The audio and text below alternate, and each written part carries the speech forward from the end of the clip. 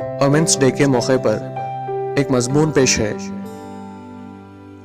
عورتوں کو عزت دینے کے لیے اور ان کا رتبہ بڑھانے کے لیے ہی عورتوں کا دن مقرر کر کے اس دن کو جشن منایا جاتا ہے، اور اس جشن میں عورتوں کی تعریف سے متعلق تقریریں کر کے ان کے مرتبے کو بلند کیا جاتا ہے۔ ہر سال 8 مارچ کو عورتوں کا دن ہر ملک میں منایا جاتا ہے۔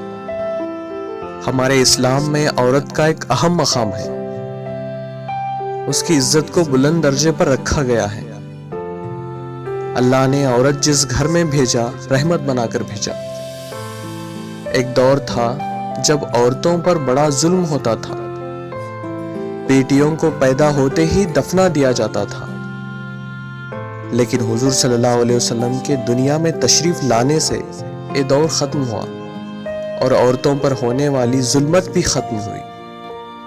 اسلام نے عورت کو ایک اہم مقام دیا، لیکن آج کے دور میں وہ پرانی ظلمت دوبارہ لوٹ آئی ہے۔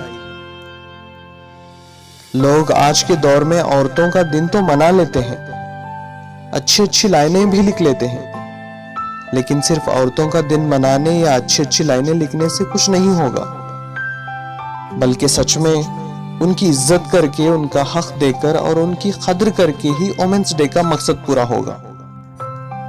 آج کے دور میں عورتوں کو صرف استعمال کرنے کی چیز سمجھا جا رہا ہے، اس کا مقام کیا ہے یہ کوئی نہیں سمجھ رہا، اور یہ بہت ہی افسوس کی بات ہے۔ ہمارے اسلام میں عورتوں کا مقام کیا ہے، اس بارے میں ضرور سوچنا اور جاننا چاہیے۔ آج کے دور میں لڑکیاں صرف گھر کے کاموں میں ہی مصروف نہیں ہیں، بلکہ آگے بڑھ کر خوب تعلیم حاصل کر رہی ہیں۔ کھیل ہو یا پڑھائی، ہر چیز میں لڑکیاں اول ہیں۔ اسی لیے ہر انسان کو یہ بات سمجھنی چاہیے کہ لڑکیاں کمزور نہیں ہوتی، وہ ہر کام کر سکتی ہیں۔ ان کی قدر کرنی چاہیے اور انہیں ہمیشہ عزت دینی چاہیے، تب جا کر عورتوں کا دن منانے کا اصل مقصد سمجھ میں آئے گا۔